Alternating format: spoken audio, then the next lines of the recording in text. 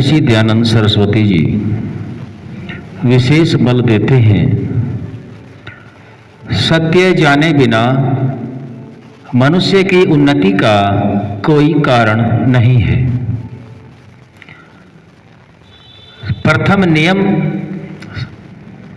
आधारित है सब सत्य विद्या, और जो पदार्थ विद्या से जाने जाते हैं उन सबका आदिमूल परमेश्वर है।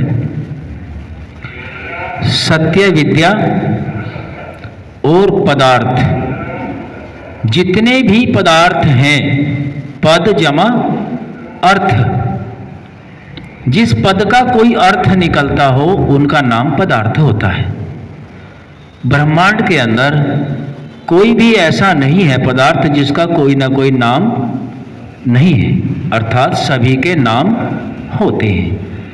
तो वे नाम भी हमें वेद से ही मालूम होते हैं, क्योंकि वेद ज्ञान से पहले शब्द बोलने के लिए ही नहीं थे। सारे शब्द सब भाषांतरों में केवल और केवल वेद ही सबका मूल स्रोत है, और संस्कृत सब भाषाओं की जननी है। सबका आधार वेद। अब हम इसको कुछ विषय जान पाए हैं, कुछ आगे जानने का प्रयास करते हैं। महर्षि दयानंद सरस्वती जी ने जो नियम दिया, जो सत्य का आधार दिया, उसी सत्य को जानने के लिए हमें ग्रंथों के आधार भी दिए। वे ग्रंथ हम 4 वेदों के विषय में जान चुके हैं, 4 वेदों के ऋषियों के विषय में जान चुके हैं। आगे हम जानने का प्रयास करते हैं।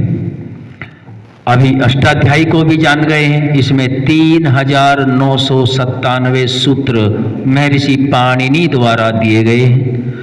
आगे सत्य को जानने के लिए हमारे जो शास्त्र हैं, शास्त्रों की संख्या कितनी है?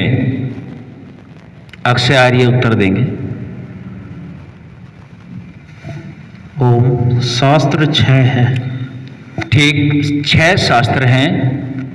इन 6 शास्त्रों के नाम क्या हैं? कौन बताएंगे? जितने भी जानते हो। अशोक प्रधान जी बोलेंगे, माइक दे दो।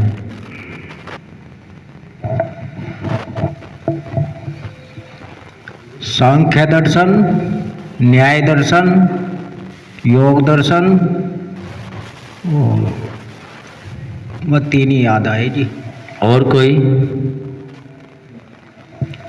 चलो, शास्त्र 6 हैं और इनमें 2-2 के जोड़े हैं। एक की पूर्ति दूसरा करता है। सांख्य दर्शन, योग दर्शन, न्याय दर्शन और वैशेषिक दर्शन, मीमांसा और वेदांत। कितने हो गए? 6 शास्त्र हो गए। मेरे साथ बोलें, सबके याद हो जाएं। महर्षि दयानंद सरस्वती जी ने हम सब मानव मात्र के कल्याण के लिए, सत्य को जानने के लिए जिन दर्शनों का बेस दिया, आधार दिया, आज के इस युग में शास्त्रों का ज्ञान प्राप्त किए बिना, शास्त्रों का पढ़े बिना वेद के रहस्य को नहीं जाना जा सकता। लंबी दूरी तय करनी है तो बिना वाहन साधन के वहां पहुंचा नहीं जा सकता। देखो इसमें कितनी महत्वपूर्ण बात है। लंबी दूरी तय करने के लिए बिना वाहन साधन के नहीं पहुंचा जा सकता। अच्छा, आत्मा की उन्नति के लिए कौन सा साधन है? मुख्य साधन ऐसे ही आत्मा का भी तो है ना, मन है। ये मन बहुत तेज गति वाला है, तो हमें दूरी तय करने के लिए अपने साधनों को भी सत्य के आधार पर पवित्र रखना होता है। तो वहीं आते हैं, दर्शन 6 हैं और इन 6 दर्शनों के रचयिता भी हैं। नाम बोले मेरे साथ। योग दर्शन, आप बोले योग दर्शन, सांख्य दर्शन, न्याय दर्शन, वैशेषिक दर्शन, मीमांसा दर्शन और वेदांत दर्शन। ये क्या हो गए जी? 6 शास्त्र हैं। अब इन शास्त्रों के रचने वाले कौन हैं? योग दर्शन के ऋषि का नाम क्या है? कौन बताएंगे? अशोक प्रधान जी बताएंगे। महर्षि पतंजलि। महर्षि पतंजलि। दूसरा, योग दर्शन के ऋषि का नाम क्या है जी? महर्षि पतंजलि। बहुत बार सुनते हैं और सबसे बड़ा दर्शन है, 6 दर्शनों में सबसे बड़ा दर्शन है सांख्य दर्शन। दूसरा नंबर है सांख्य का। सांख्य दर्शन के ऋषि का नाम क्या है? अक्षय आर्य बताएंगे। सांख्य दर्शन महर्षि कपिल। हाँ, बिल्कुल ठीक है। सांख्य दर्शन के ऋषि का नाम कपिल मुनि है। अब सांख्य के बाद न्याय दर्शन। न्याय दर्शन के ऋषि का क्या नाम है? अशोक प्रधान जी बता रहे हैं न्याय दर्शन के ऋषि का नाम। महर्षि वेद व्यास। न्याय दर्शन के हैं नहीं, वो भाष्यकार हैं। व्यास जी उसके भाष्यकार हैं, लेकिन उसके रचयिता नहीं है। न्याय के दर्शन है गौतम ऋषि। न्याय दर्शन के ऋषि हैं गौतम। अब आता है नंबर 4। नंबर 4 का नाम क्या था जी? वैशेषिक। वैशेषिक दर्शन जो संख्याओं पर आधारित है। वैशेषिक दर्शन विशेष है, बिना संख्या के कोई कार्य नहीं होता। और इसके रचयिता महर्षि कणाद है। कौन है जी? महर्षि कणाद। अब नंबर आया 5। नंबर 5 पे है मीमांसा। मीमांसा के रचयिता कौन है? जैमिनी ऋषि। कौन है? इसके बाद है वेदांत दर्शन। वेदांत के हैं व्यास, वेद व्यास। ठीक है, जो आगे बढ़ना है इनको 2 बार 3 बार फिर दोहराएं, ये जानकारी होनी चाहिए। यदि दर्शनों के बारे में जानकारी नहीं है और दर्शनों का कुछ हमने अभ्यास नहीं किया है तो वेद मंत्र को समझना तो लगभग असंभव है। उसकी जो भावार्थ लिख के रखा है विद्वानों ने हमें दिया है, उस भावार्थ से हम कोई प्रयोजन सिद्ध नहीं कर सकते और वेद के रहस्य को भी, मंत्र के रहस्य को भी नहीं समझ सकते। एक ही मंत्र कई बार से अर्थ निकलता है। तो इसलिए हमें कम से कम दर्शन, शास्त्र का काम दर्शन कराने का है। जैसे अपने चेहरे को देखने के लिए शीशा दर्शन का कार्य करता है। शीशा है ना माध्यम, उसमें हमें दर्शन दिखाई देता है। ठीक वैसे ही वेद का रहस्य को करने के लिए दर्शनों का पढ़ना आवश्यक है।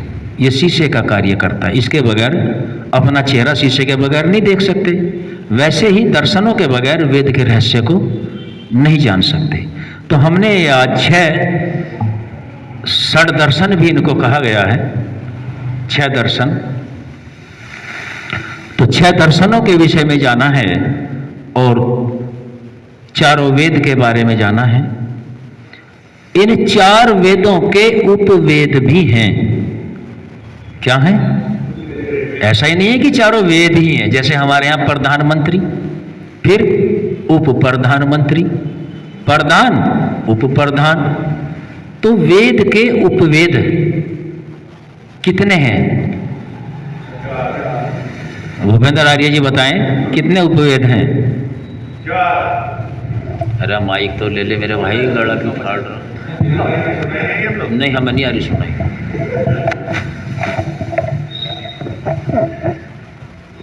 वेदों के उपवेद हैं 4। नाम बताओ उनके। नाम का नहीं पता।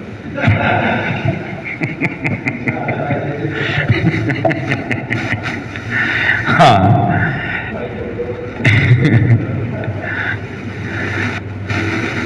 वेद कितने हैं ये तो पता है? 4। सबसे पहला वेद ऋग्वेद। ऋग्वेद का जो उपवेद है वो आयुर्वेद है। क्या है? क्या है जी? इसके ऋषि कौन है? ये वैद्य जी बताएंगे, इलाज करेंगे। अरे आप बताओ ना। चरक,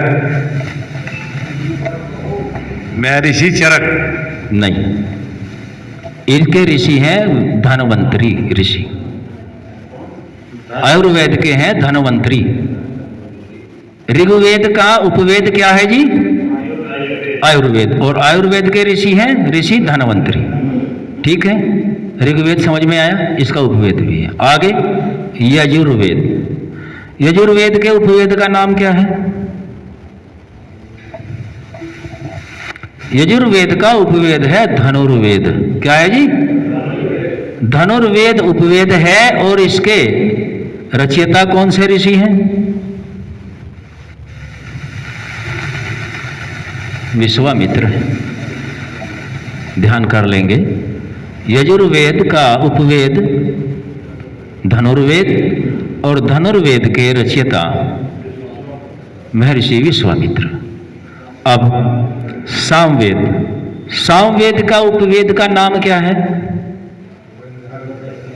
हाँ बिल्कुल ठीक, माइक से बोलो, माइक से बोलो। किसने बोला? सतपाल आर्य जी बता रहे हैं सामवेद का उपवेद।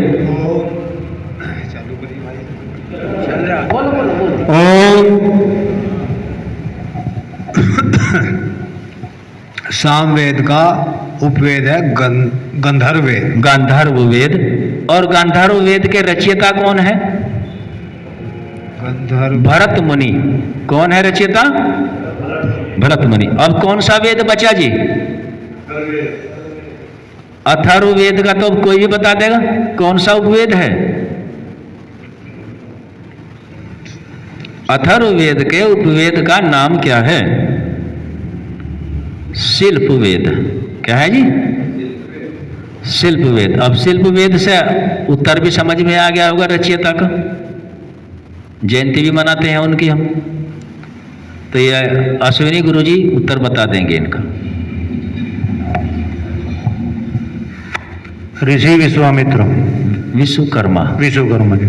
हाँ, वो आधा तो ठीक हो गया, क्योंकि विश्वामित्र तो धनुर्वेद के हैं और इनके हैं विश्वकर्मा। हम ऋषि के अनुयायी हैं। ऋषि के बताई हुई पुस्तकों के बारे में जानकारी होना बेहद आवश्यक है। और यदि ऋषि के बताई पुस्तकों की जानकारी नहीं है तो पढ़ने का तो फिर नंबर ही नहीं आएगा। इसलिए हमारे लिए स्वाध्याय ऋषि ने सर्वोपरि रखा। जो वेद और वेद के समकक्ष ऋषि प्रणीत ग्रंथ हैं उन सबका पढ़ना पढ़ाना और सुनना सुनाना मनुष्य जाति का परम धर्म है। हमारे बहुत विद्वान कहते हैं। और महर्षि मनु विशेष कहते हैं मनुर्भव। इसका अर्थ क्या है अक्षय आर्य जी? मनुष्य। तो उन्होंने ऐसा क्यों लिख दिया? क्योंकि मनुष्य तो सब बने बनाए हैं। 2 हाथ, 2 पैर, 2 आंख, 2 कान सभी के तो हैं। फिर मनुर्भव उन्होंने लिखने की क्या आवश्यकता पड़ी?